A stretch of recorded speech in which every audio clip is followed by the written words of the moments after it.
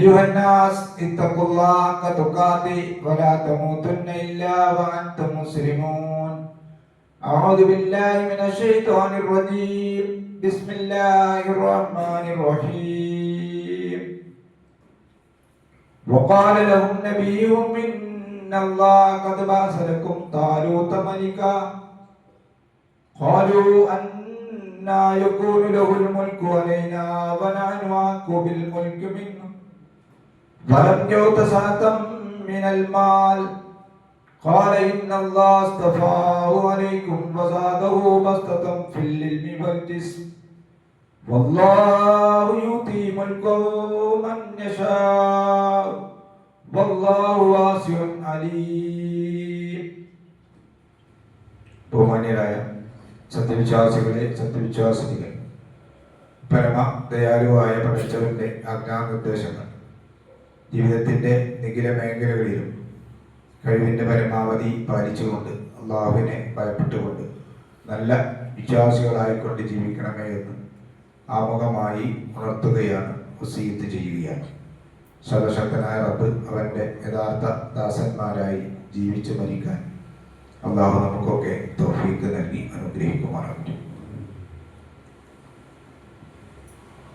വർഷങ്ങളോളം കാത്തിരുന്ന് ഉണ്ടായ ഒരു തെരഞ്ഞെടുപ്പ്, അതിന് ശേഷം ദിവസങ്ങളോളം ആകാംക്ഷയോടുകൂടി കാത്തിരുന്നു വന്ന ഒരു റിസൾട്ട്, അതിനുശേഷം ചെറുതും വലുതുമായ ചില അധികാരത്തിൻ്റെ മോഹങ്ങൾക്ക് വേണ്ടി വാർത്തകളാണ് ഇന്ന് നമ്മൾ കേട്ടുകൊണ്ടിരിക്കുന്നത്. ചിലപ്പോൾ ഈ പ്രശ്നങ്ങളൊക്കെ പരിഹരിച്ചു എന്ന് വന്നേക്കാം. എങ്ങനെയാണെങ്കിലും പൊതുസമൂഹം എന്ന നിലയിൽ ഇപ്പോൾ നടന്നുകൊണ്ടിരിക്കുന്ന ഈ സംഭവ വികാസങ്ങളിൽ അത്ര സന്തുഷ്ടരല്ല എന്ന് നമുക്ക് മനസ്സിലാക്കാൻ സാധിക്കും. ഈ സാഹചര്യത്തിൽ ഇസ്ലാമിൻ്റെ കാഴ്ചപ്പാട് എന്താണ്? അധികാരത്തോടും അധികാരമോഹത്തോടുമുള്ള ഇസ്ലാമിക കാഴ്ചപ്പാട് വിശ്വാസികൾ എന്ന നിലയിൽ നമ്മൾ മനസ്സിലാക്കുന്നത് നന്നായിരിക്കുമെന്ന് തോന്നുകയാണ്. നമുക്കറിയാം, 1.25 ലക്ഷത്തോളം പ്രവാചകന്മാർ ഈ ലോകത്തേക്ക് അള്ളാഹുവിൻ്റെ ദൗത്യ നിർവഹണത്തിന് വേണ്ടി വന്നിട്ടുണ്ട്, അല്ലെങ്കിൽ അള്ളാഹു നിയോഗിച്ചിട്ടുണ്ട് എന്ന് മനസ്സിലാക്കിയവരാണ് നമ്മൾ. അതിൽ 25 പ്രവാചകന്മാരുടെ ചരിത്രം വിശുദ്ധ ഖുർആൻ ചിലത് വിശദമായും ചില ആളുകളുടെ ചരിത്രം വളരെ സംക്ഷിപ്തമായും ഖുർആൻ പരാമർശിച്ചിട്ടുണ്ട് എന്ന് നമുക്ക് മനസ്സിലാക്കാൻ സാധിക്കും. ഈ പറഞ്ഞിരിക്കുന്ന എല്ലാ പ്രവാചകന്മാരും ഈ ലോകത്തേക്ക് വന്നതിൻ്റെ, അല്ലെങ്കിൽ പ്രവാചകന്മാരായി അള്ളാഹു നിയോഗിച്ചതിൻ്റെ ഏറ്റവും പരമമായ ലക്ഷ്യം ലാ ഇലാഹ ഇല്ലല്ലാഹ് എന്ന തൗഹീദിന്റെ വചനം ജനങ്ങളെ പഠിപ്പിക്കുകയാണ്. ഏറ്റവും പ്രധാനമായിട്ടുള്ളതാണ്. എല്ലാ പ്രവാചകന്മാരും വിശുദ്ധ ഖുർആനിൽ അതിന്റെ സൂചനകൾ കൃത്യമായ ആയത്തുകൾ കാണാൻ സാധിക്കും. പ്രവാചകന്മാരുടെ പ്രബോധക ദൗത്യം, ലക്ഷ്യം ജനങ്ങളെ ലാ ഇലാഹ ഇല്ലല്ലാഹ് പഠിപ്പിക്കുക. അതുപോലെ തന്നെ പരലോകത്തെ കുറിച്ചുള്ള ബോധവൽക്കരണം ഉണ്ടാക്കുക, സ്വർഗവും നരകവും വിശദീകരിച്ചു കൊടുക്കുക, മരണാനന്തരം ഒരു ജീവിതമുണ്ട് എന്ന് പറയുന്ന വളരെ മർമ്മപ്രധാനമായ സംഗതികളാണ് എല്ലാ പ്രവാചകന്മാരും അതാത് കാലഘട്ടങ്ങളിലെ ജനസമൂഹത്തെ പഠിപ്പിച്ചത് എന്ന് മനസ്സിലാക്കാൻ സാധിക്കും.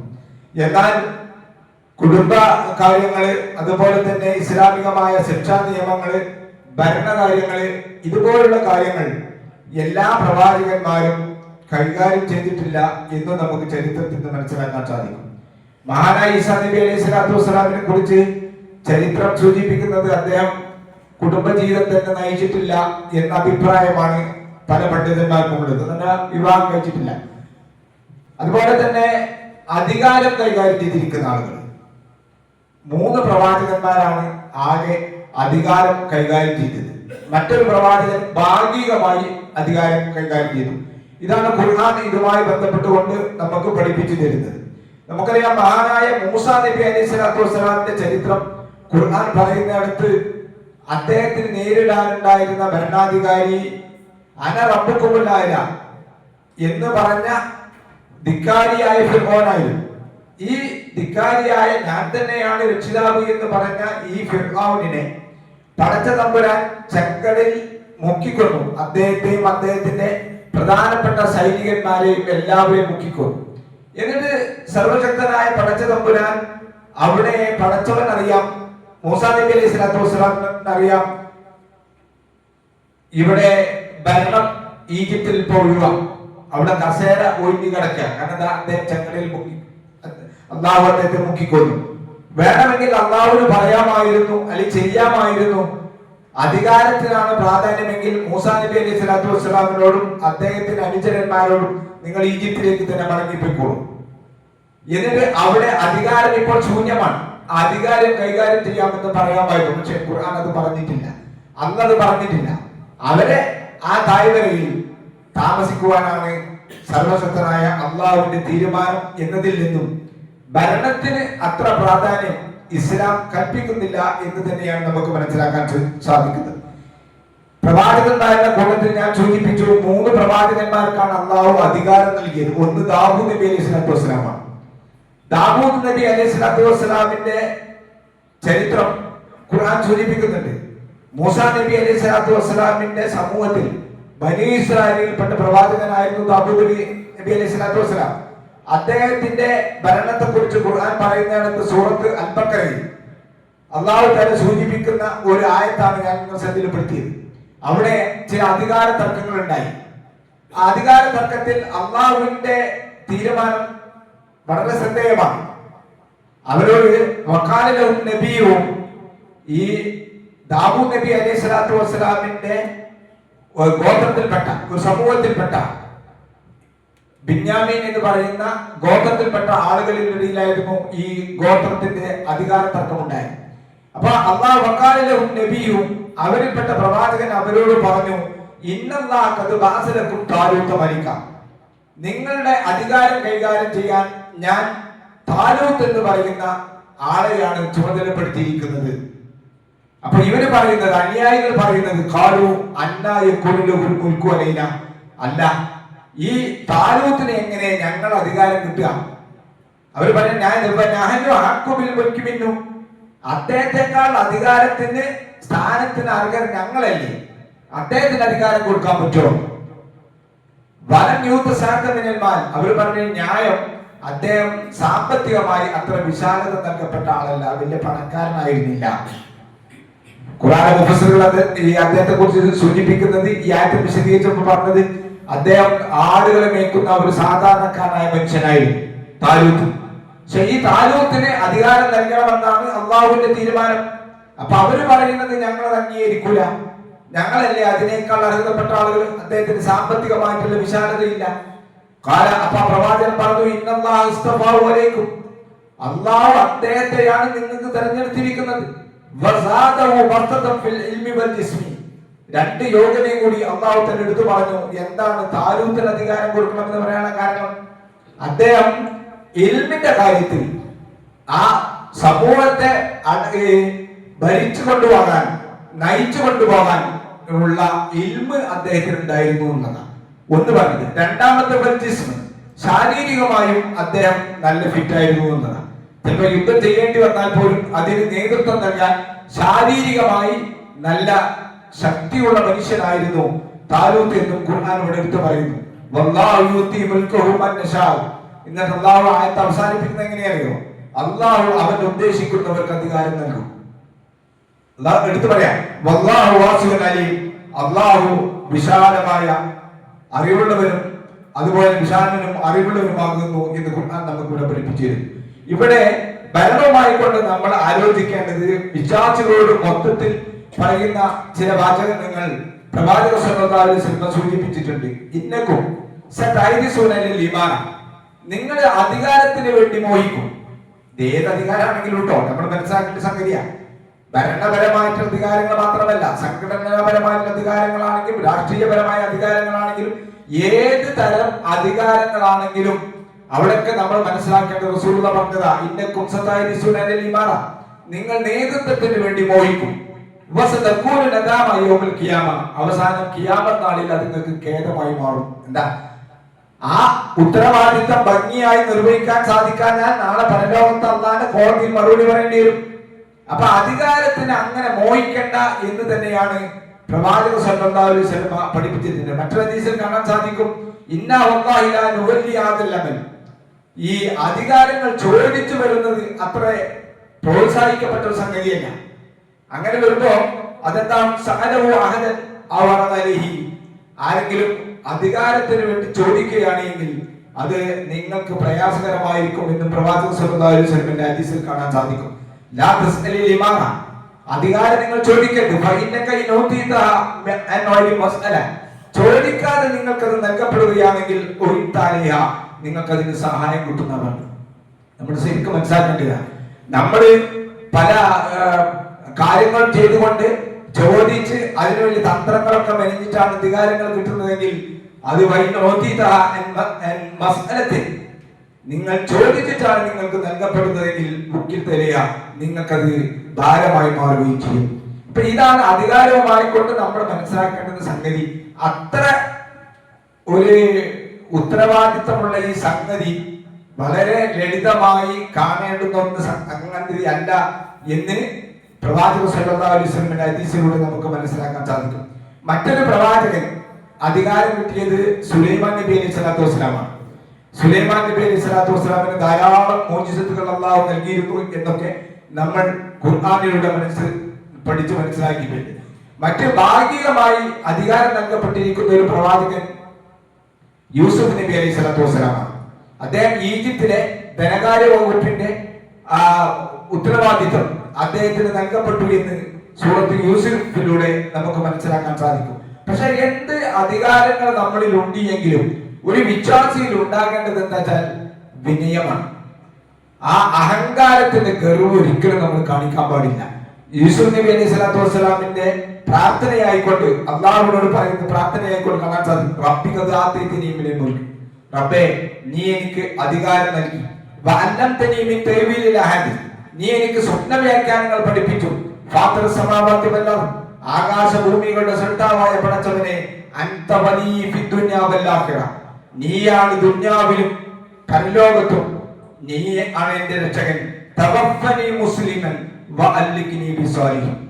പടച്ചവനെ നീ എന്നെ മുസ്ലിമായി കൊണ്ട് മരിപ്പിക്കുകയും സാലിഹ്യങ്ങളുടെ കൂട്ടത്തിൽ നീ എന്നെ ചേർക്കുകയും ചെയ്യണമേ. ഇപ്പൊ ഇങ്ങനെ ഒരു അധികാരം കിട്ടിയാൽ പോലും നമ്മൾ പടച്ചവനോട് വളരെ വിനയത്തെ കാണിക്കുകയും സമൂഹത്തിന് ഗുണകരമായ കാര്യങ്ങൾ ചെയ്യുകയും ചെയ്യണമെന്നാണ് ഇസ്ലാം ഈ പ്രവാചകന്മാരിലൂടെ നമുക്ക് പഠിപ്പിച്ചിരുന്നത്. ഇത് നമ്മൾ കൃത്യമായി മനസ്സിലാക്കേണ്ടവരാണ്. എല്ലാവരും അധികാരങ്ങൾ ഉണ്ടെങ്കിൽ, ഏത് അധികാരങ്ങളാണെങ്കിലും ഈ അധികാരങ്ങളെ കുറിച്ച് നാളെ പരലോകത്ത് നമ്മോട് ചോദിക്കും. ഇതാണ് ഇസ്ലാം പഠിപ്പിക്കുന്നത്. റസൂലുള്ളാഹി പറഞ്ഞല്ലോ, കുല്ലുക്കും റാഇൻ വകുല്ലുക്കും മസ്ഊലുൻ അൻ റഅയതി, നിങ്ങളെല്ലാവരും ഭരിക്കുന്നവരാണ്. വകുല്ലുക്കും മസ്ഊലുൻ അൻ റഅയതി, എല്ലാവരും നിങ്ങളുടെ പ്രജകളെ കുറിച്ച് ചോദ്യം ചെയ്യപ്പെടുകയും വൽ അമീറു റാഇൻ വറജുലു റാഇൻ അലാ അഹ്ലി ബൈതിഹി വൽ മർഅതു റായിയത്തുൻ അലാ ബൈതി സൗജിഹാ വവലദിഹി വകുല്ലുക്കും റാഇൻ വകുല്ലുക്കും മസ്ഊലുൻ. ഓരോരുത്തരെയും കുറിച്ച് പറയണ്ടേ, ഓരോ പുരുഷന്മാർ നമ്മളുടെ കീഴിലുള്ള ആളുകളെ കുറിച്ച് എങ്ങനെയായിരുന്നു നമ്മുടെ പെരുമാറ്റം, നമ്മുടെ ഇടപാടുകൾ, നമ്മുടെ സ്വഭാവങ്ങൾ എങ്ങനെയായിരുന്നു എന്ന് അള്ളാഹു നമ്മൾ ചോദിക്കും. ഒരു സ്ത്രീയോട് അള്ളാഹു തല ചോദിക്കും, അവളും ഭരണകർത്താവാണ്. എവിടെയാണ് അവൾ ഭരണകർത്താവ്?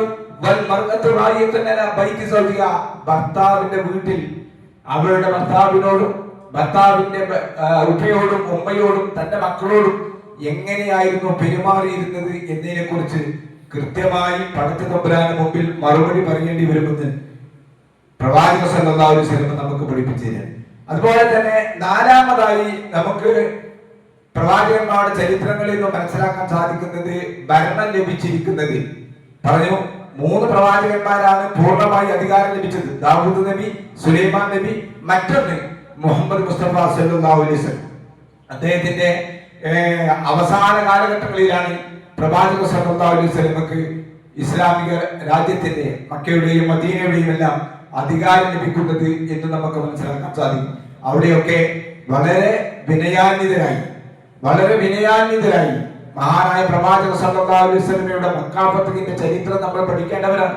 ഇന്ന് നിങ്ങൾ നോക്കൂ, ചില സംസ്ഥാനങ്ങളിൽ തെരഞ്ഞെടുപ്പ് വിജയിച്ചു എന്നതിന്റെ പേരിൽ അവിടെ കാട്ടിക്കൂട്ടുന്ന പരാക്രമങ്ങൾ, പലരും മരണപ്പെട്ടുകൊണ്ടിരിക്കുകയാണ്, പലരുടെയും സ്വത്തുക്കൾ നഷ്ടപ്പെട്ടുകൊണ്ടിരിക്കുകയാണ്, പലരും പലതരം പേക്കൂത്തുകൾ കാട്ടിക്കൊണ്ടിരിക്കുകയാണ്.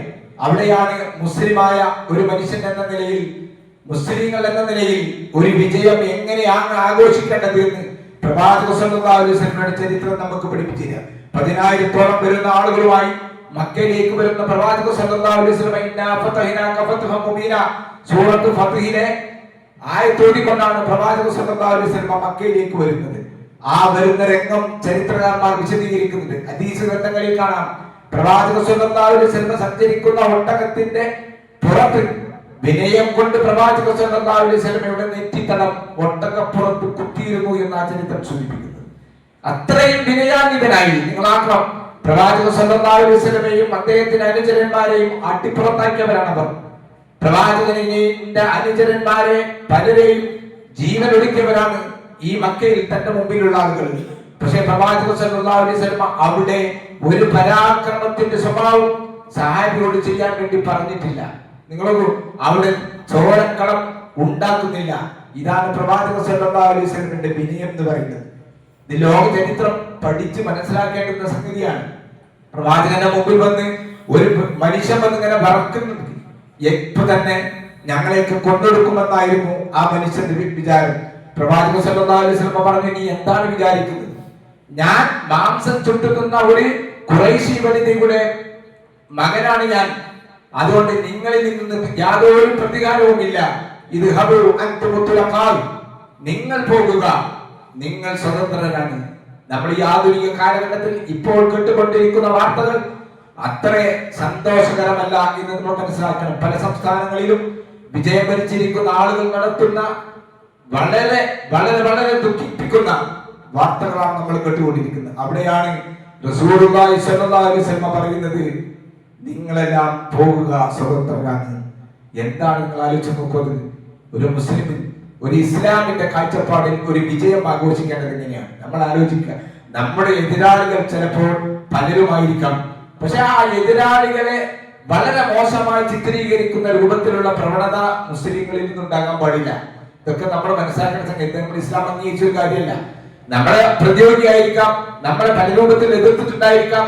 പക്ഷേ ഇസ്ലാമിനെയും മുസ്ലിങ്ങളെയും മോശമായി ചിത്രീകരിക്കുന്ന രൂപങ്ങളിൽ ഒരാളും ഒരു സംഘടനയിൽപ്പെട്ട ആളുകളും അവരെ മോശമാക്കി കാണിക്കുന്നത് ഇസ്ലാമികമായി ശരിയല്ല. നമ്മൾ മനസ്സിലാക്കി. അധികാരം ഇന്ന് കിട്ടും, നാളെ പോകും. വിശുദ്ധ ഖുർആൻ പറഞ്ഞില്ലേ, വളരെ കൃത്യമായി പറഞ്ഞു, പറഞ്ഞു കൊടുക്ക നബി, അല്ലാഹു അധികാരത്തിന്റെ ഉടമസ്ഥനായ അല്ലാഹുവേ, തൂതിൽ മുൽക മൻ തശാ, നീ ഉദ്ദേശിക്കുന്ന ആളുകൾക്ക് നീ അധികാരം നൽകുന്നു. വതൻജുൽ മുൽക മിമ്മൻ തശാ, നീ ഉദ്ദേശിക്കുന്ന ആളുകളിൽ നിന്നും അധികാരം അവൻ നീക്കി കളയുന്നു.